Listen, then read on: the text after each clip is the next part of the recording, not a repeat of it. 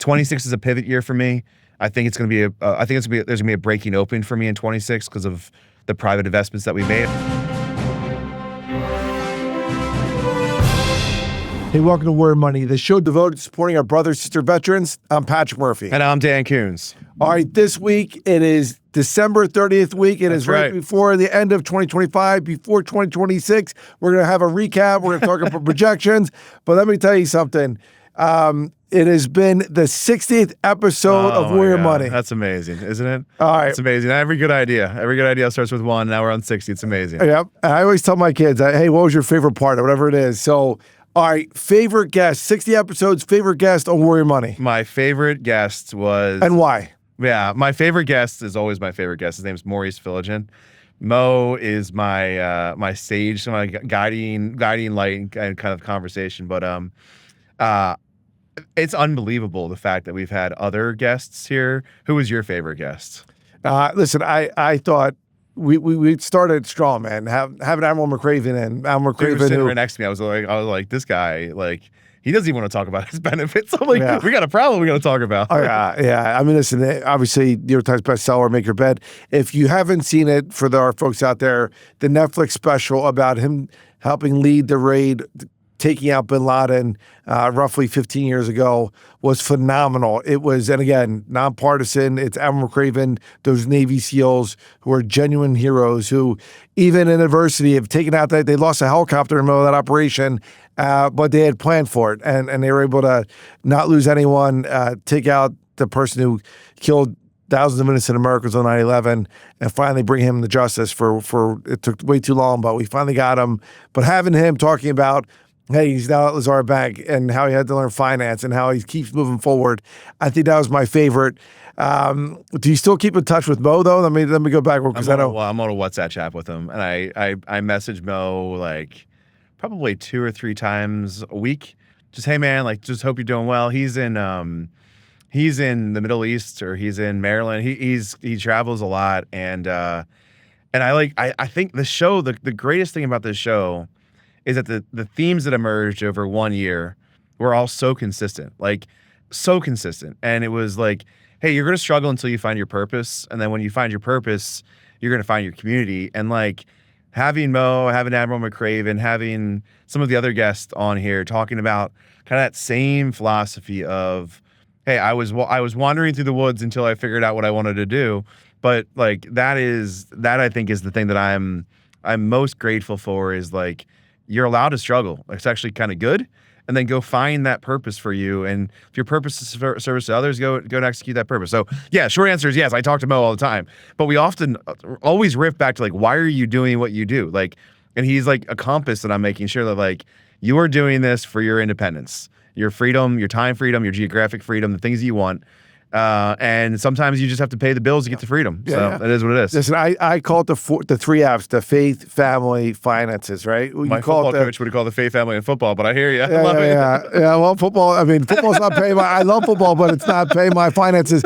Although I do love Howie Long's great quote: "Baseball might be America's pastime, but football is America's passion." Yeah, it's got one day of the week. Yeah. Go Birds. But football. But let's talk about, I'm going to give the background on this guest. I guarantee you name him, because we had him on before he got the youth promotion out to the Department of War. And it's one of those beautiful things about Warrior Money. These are colleagues of our generation who are now just crushing it, either in government or outside of government. But he's a West Point graduate. He then was the 101st Airborne Division. Him and his wife have a great financial service. Ding, ding, ding, ding, ding. Okay.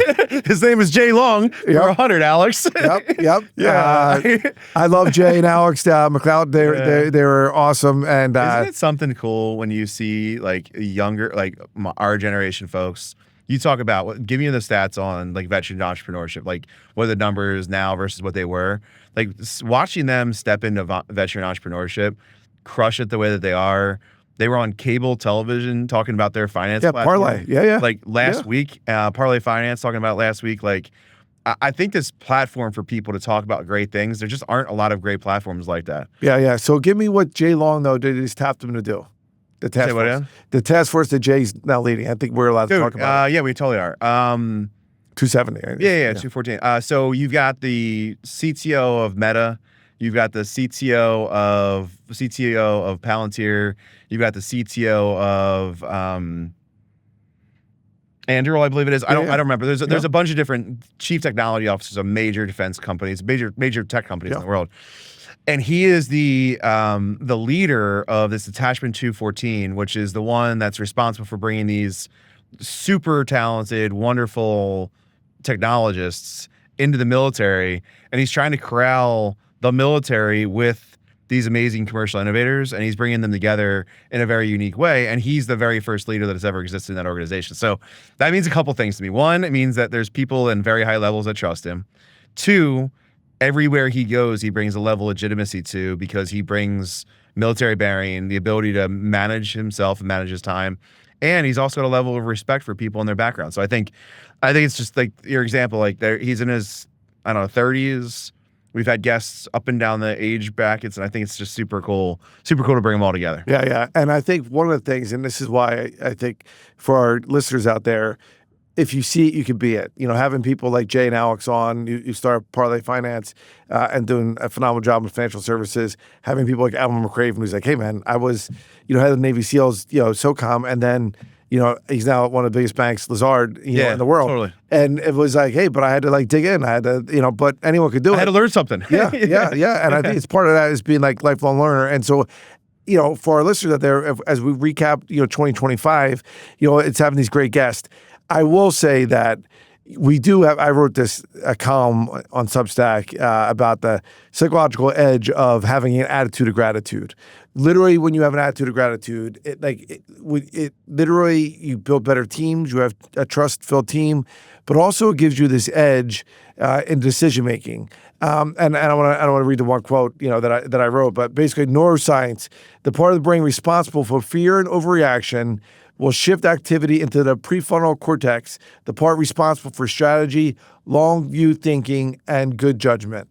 Leaders who operate from gratitude see a wider set of options. So part of it's like, I just heard Dwayne "The Rock" Johnson come out and say, hey, I wake up every day, you have a choice. You want to be happy or do you want to be sad? Do you want to be successful or do you want to be in despair? And I do think, when you said one of the common themes was these great Americans we've had on the show this past, 60 episodes, have said, they were living a purpose-driven life. They found their why, but also, they worked their asses off, but they have like this attitude of gratitude. Yeah, it's funny when you encouraged me, actually Nina encouraged me to start writing back in June, and then I started doing that, and then we started doing this, and there's something unbelievable that starts to break open in you when you start communicating and you hear both ways, right? The lessons that I've taken from this show as the co-host of this show are like, I wake up every morning. I woke up this morning at 5 a.m. in the very cold weather, and I was so excited to get outside and go for my walk. I was in DC. I was in a car yesterday for 6 hours. I was in a meeting for 4 hours or 5 hours.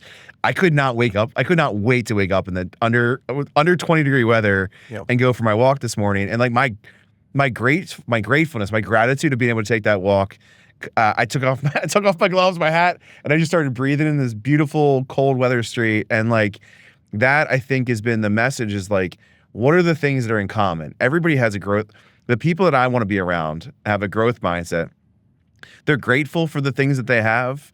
They have a purpose in the work that they do, and they pursue that passion. They pursue that purpose relentlessly, and then they find things that line up to value. And one of the things that I probably came in here thinking was the money you will make should guide the decisions that you make, because that's really what my alignment has been for years is what is the thing that I can do to be most valuable?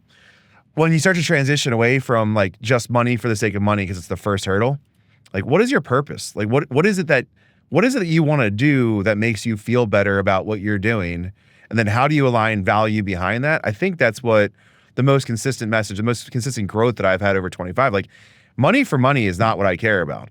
Money solving a problem that I care about is what I actually care about, and that has to be aligned with the purpose that I'm doing. So that's the message. That's my growth that I've had during this year. Yeah, and I think that's okay. I mean, I think that we've, when I teach at Wharton, it's okay to ask people like, hey, how much do you make? What's your revenue this year? How many employees do you have? Right? These are questions that because it's business, right? And, how do you manage your shit? Right? How do you do that? Nobody talks about it. Like, how do you manage your stuff? Yeah, and we're gonna go on a break soon, and we're gonna talk about basically 2026 planning ahead. We'll talk about how you calculate your net worth and how you do that. But one last.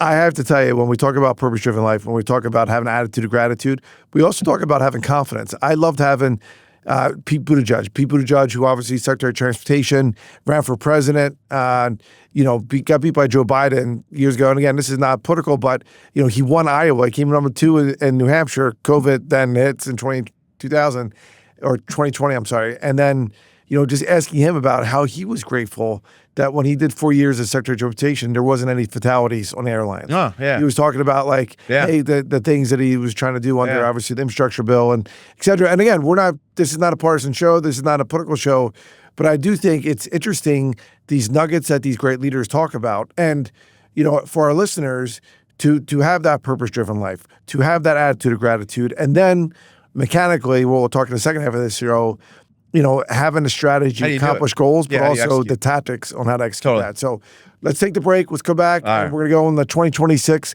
and beyond. Sounds good. Next on Worry Money.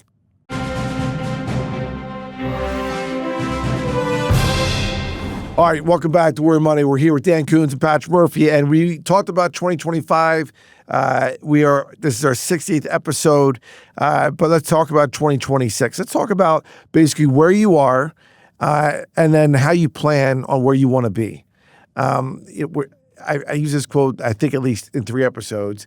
Love the Wayne Gretzky quote saying, how to score so many goals in the NHL and assists. And he said, I don't pass the puck where people are, I pass the puck where they're going to be.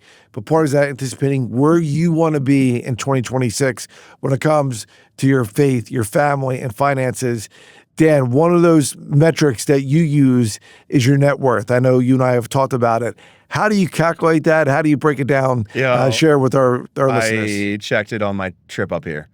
So it's amazing. I started keeping track of it in 2016 relentlessly. So I now have 10 years of every quarter. I have a tab on a Google sheet. I'm sorry, and I have a tab for Q1, Q2, Q3, Q4 of every year for the past 10 years, and I get to see how that spreadsheet has filled out over a decade, and I have everything listed. I've had it listed for 10 years. It's grown. Not only the numbers have grown, but the way that I've thought, the maturity that I've thought about it. And so there's this interesting thing that's happened.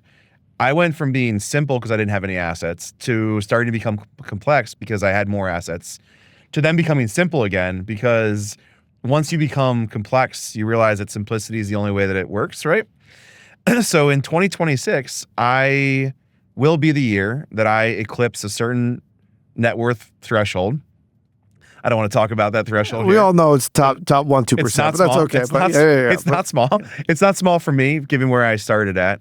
And I am going back to becoming more simple. Like, I develop real estate.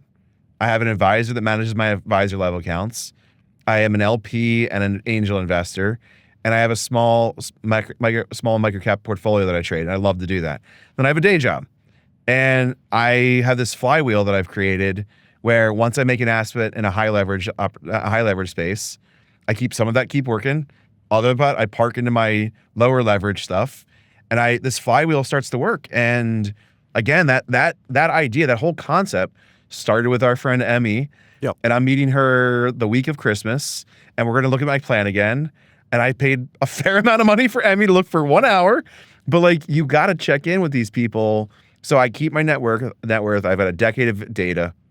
I know where I'm at. I know where I'm going. And I consistently work with people that I want to think with to help me build the next 5, 10, 15 years. And we talked in the show about 100-year plans and 250-year plans. I legitimately have the bones of a real 100-year plan. Like, how do I transition to my kids? How do I transition assets? I have those things in place. And it's amazing. I have 10 years of documented, where I was and what I'm doing. So that's how I do it. 26 is a pivot year for me. I think it's going to be there's going to be a breaking open for me in 26 because of the private investments that we made. I think that's just where we're going. Yeah, and listen, I love Emmy Splonsky. If you don't know, she wrote 2 books that I've read. Three books. I've read 2 of them. $100 million career, $100 million network. That's where we get the lines of your net worth is your network, or your network is your net worth. But also build, advise, invest. But build, advise, invest. They're the 3 different ways you make money. You build companies, you advise growing companies, and you invest in growing companies. Right. Build, advise, and invest. And that's the kind of the off ramp. And then there's an investment strategy that follows that as well. I met Emmy when I was leaving ServiceNow, a big technology company that nobody ever leaves. They don't leave big. You don't leave big tech when you get into big tech. You have the golden handcuffs. You're forced out, right? Yeah. And I went to this small company, and she's like, "Why?" I'm like, "Why would any sane person leave a big company to go to a small company, 100-person company, no less, in an industry I knew nothing about?" I did that 2.5 years ago, and that decision to go back to becoming uncomfortable so that I could grow again has opened doors in places that I never would have had doors open before. Like, that's one of my investments that's starting to pay off now. Like, that company is doing very well, and the options that I got because of my employment there will do better. Like, it's just that you don't have those asymmetric bets working for bigger companies forever. It just doesn't work that way. Yeah. And as we talked about, like, some of the things of like the planning and what Emmy lays out, build, advise, invest. You know, you don't have to necessarily be a founder. You build, you're in this operator economy. You are someone who's like, I will be flexible and be able to use AI for me and my teammates. I will make sure that, we are growing revenue. I will make sure that we understand, kind of having that empathy of what are my bosses getting graded on, and how can I be a problem solver and find solutions. Growing revenue. I have grown revenue for my whole adult career. Actually, my whole career, because like political fundraising is the same as sales. It's just different sale. And AI is taking so much of the busy work away from me that I can focus now on the levers of growth as opposed to the actions of trying to do the work to grow. Like, right? So like channel partnerships, the ability to create distribution channels, like the scaling growth things that I didn't have time for before, or that I needed to hire 3 people for. That's the downside of AI. Is I don't need 3 people anymore to do that. The upside of it is I'm way more productive personally. So I think like this future is like, you're going to use AI to become more individually productive. And if you don't use it, you're going to be replaced by people that do. I just think that's just where we're going. Yeah. All right. I think we're going to chat about some economic indicators, right? So there's an AI race, NVIDIA versus Google. I always tell people, listen, it is like the 4th revolution in the American economy. To hop on the train and don't be left behind. That's not necessarily to invest, although I've done that, but also just using it and using it every day. You don't have to pick the winner. You don't have to pick a winner right now. I think there's gonna be a lot of winners. Yeah. But if you're not invested, you're gonna lose. Yeah. And so like you can, the advisor-led portfolio I told you about, I have 8 compounders in there that I think are the 8 leaders of the AI forward race. I'm not doing any of the, I probably should, but I'm not doing any of the OpenAI private placements or the XAI private placements. I'm investing in companies that manage the AI infrastructure. And I don't think you're going to pick a winner. I think that there's going to be 7 or 8 companies that emerge as the winner, like this Mag 7.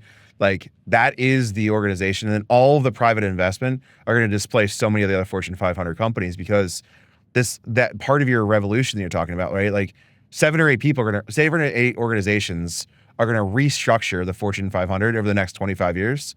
And those 7 or 8 companies are getting disproportionate valuations because they're creating the new ecosystem to move us forward. Like it's really hard to be a industrial company and keep pace with the growth and investment that Microsoft is going to have or Google is going to have or any of these companies are going to have as the AI investment continues to play out. Like we're going to deal with bumps, right? It's going to happen, but we're fundamentally changing the infrastructure of the economy, and I think that's where it's going to go. Yeah. And we're always trying to bring it down to, folks who are veterans who should care go about get a job there. Yeah. That's why we've done shows on veterans and tech. Yeah, go get a job. Go get a job in something that has momentum. But even with AI, I mean, I look at data centers. Data centers is like the new gold rush, right? And I look at, as you know, I chair the Oracle, one of the Oracle boards, advisory boards, and they just invested $15 billion on AI/data centers. And then when you look at that, some people thought they were over leveraged, so they lost, some percentages last week when the numbers came out. But the reality of it is they're all making major bets on it because they feel like this is the best return on our investment. For now, I think I did due diligence a couple weeks ago on a company that's putting data centers in space. And we have an energy problem, we have an infrastructure problem, we have a grid problem.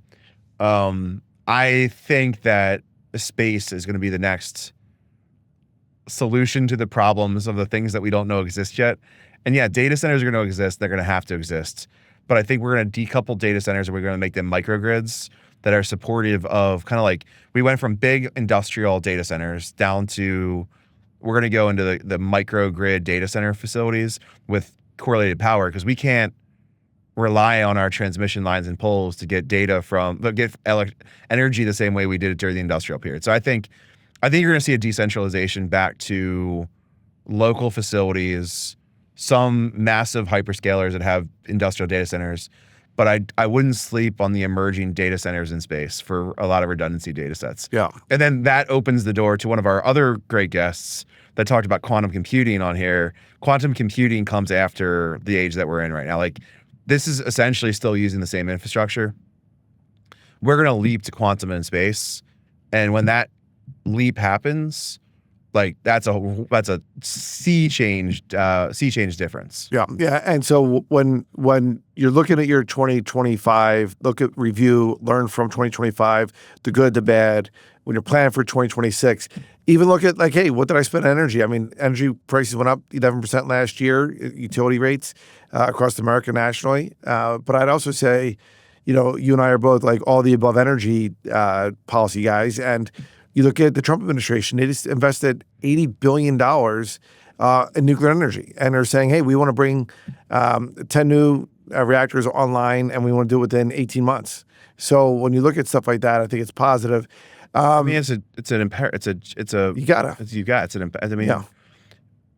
I think we should still be investing in solar and some of the tech centers, but it is what it is. It's like I don't want to steal the expression geopolitical, but like, we need to reshore every critical capability back to the era of being able to trust cheap supply chain. I never conceptually understood how you can produce something the entire world away, ship it, get it to my front door in a day, and how you could do that cheaper that way.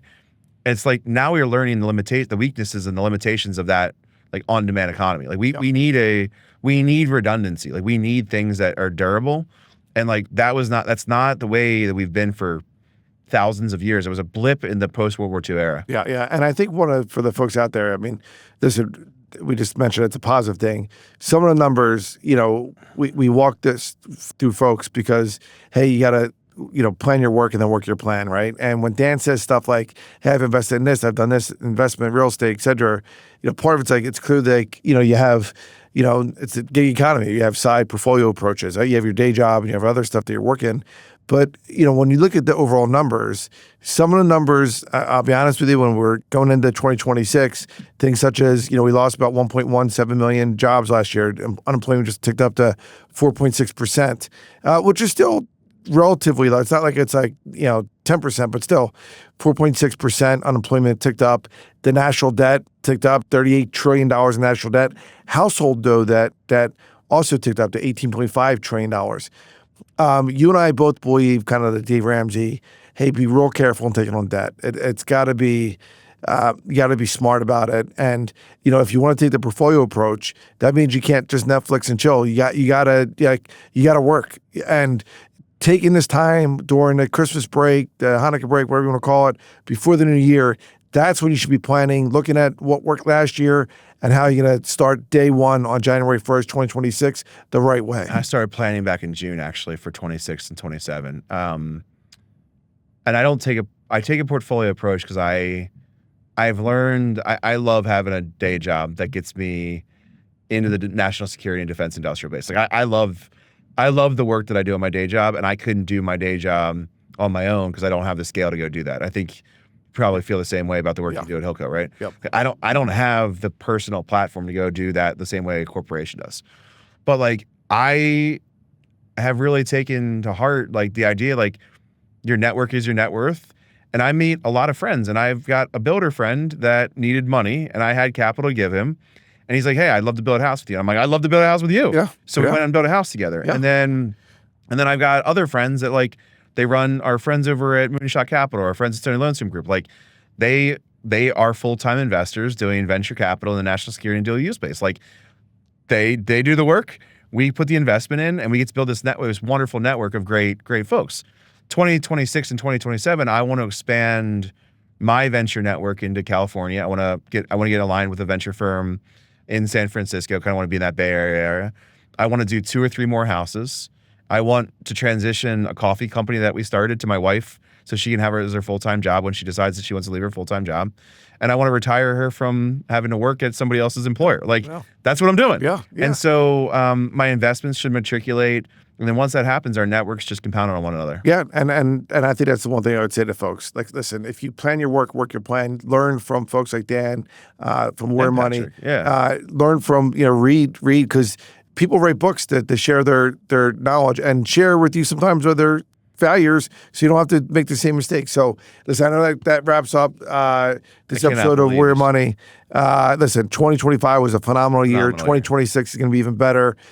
Thank you so much for catching us on Where Money. Well, thank you. You can watch his podcast wherever you get your podcasts, including Yahoo Finance. I guess that wraps it up for this year. It was a great year, Patrick. Thank you so much. See you, everyone. See you soon. This content was not intended to be financial advice and should not be used as a substitute for professional financial services.